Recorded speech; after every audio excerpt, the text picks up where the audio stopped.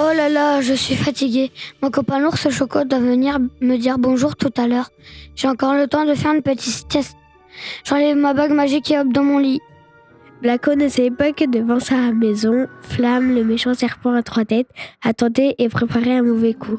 Ça y est, Blacko doit être endormi, je vais pouvoir lui voler sa bague magique de téléportation.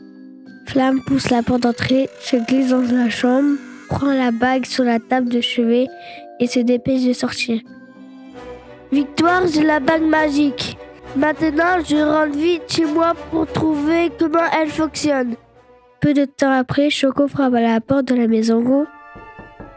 Bonjour Choco, j'ai fait une petite sieste en t'attendant. Tu es un peu en avance.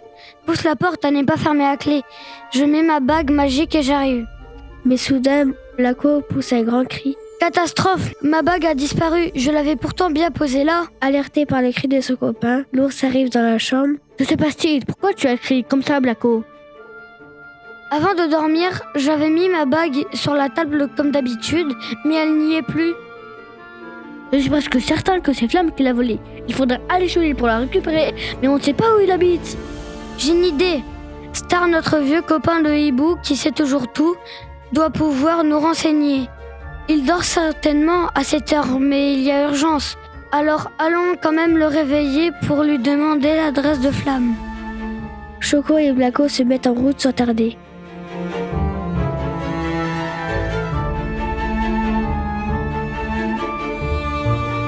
Bonjour Star, quelqu'un a volé ma bague magique. Je ne sais pas qui a fait ça, mais Choco a vu Flamme sur le chemin. Arrêtez de parler en même temps, s'il vous plaît, je n'entends rien.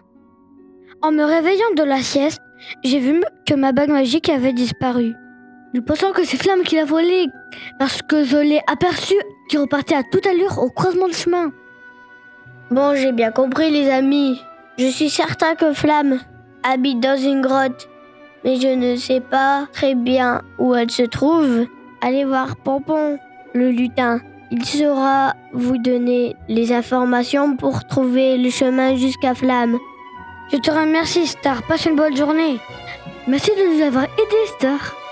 Nous allons voir Pompon tout de suite. Bonne journée. Vite, vite, dépêchons-nous d'arriver chez le lutin. Bonjour Pompon, on a volé ma bague magique et on pense que c'est Flamme qui l'a fait. Notre copain Star nous a dit de venir te voir pour que tu nous indiques où habite le serpent. Peux-tu nous aider s'il te plaît? Oui, s'il te plaît. Si tu as une information sur le chemin qu'il faut suivre pour arriver à la grotte de Flamme, n'hésite pas à nous la donner. Oui, s'il te plaît, car on voudrait se dépêcher d'arriver chez lui au cas où il se servirait de ma bague magique pour se téléporter et faire des mauvaises actions. D'accord, je veux bien vous aider. Ce n'est pas compliqué. Écoutez bien, vous allez toujours tout droit, puis au bout du chemin de la forêt, vous tournez à gauche. Surtout faites bien attention car il est vraiment très méchant. Mais attendez quelques instants, je vais vous donner un chapeau magique. Pompon rentre dans la maison puis revient avec le chapeau. Ce chapeau rend invisible celui qui l'a sur la tête et qui dit la formule magique Invisibilitos. Attention, il faudra la dire une seule fois au bon moment et pour revenir visible, il suffira de la redire. Blacko, le chapeau sur la tête. Merci Pompon, c'est très gentil. Ce chapeau magique va bien nous aider dans notre quête. Mettons-nous en route sans tarder.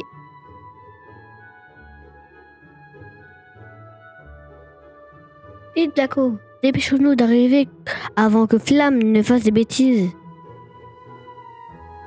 Nous voilà, arrivés. Faisons un plan pour faire sortir Flamme. Parle moins fort, j'ai une idée. Je vais appeler le serpent pour le faire sortir.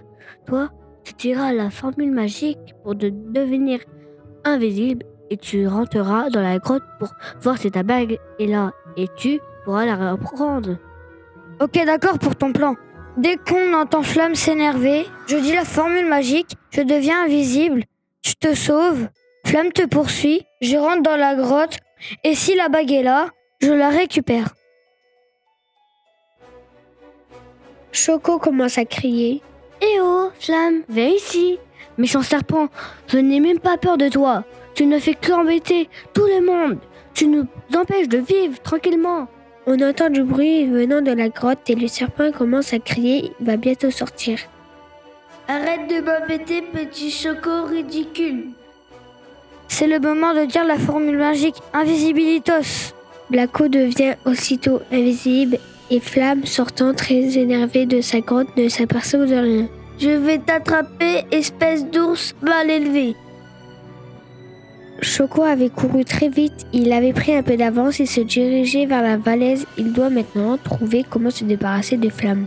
Arrivé au bord, je tournerai si brusquement que le serpent n'aura pas le temps de s'arrêter. Oh non, il change de direction, je vais trop vite. Ah! Invisibilitos, me revoilà. Que s'est-il passé? Où est Flamme?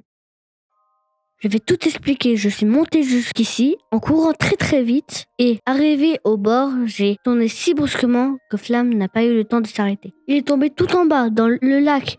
Youpi! Tout le monde sera débarrassé maintenant. Non, Choco, je crois que Flamme a été assez puni comme ça. Je vais le repêcher et après nous discuterons avec lui. Attends-moi là.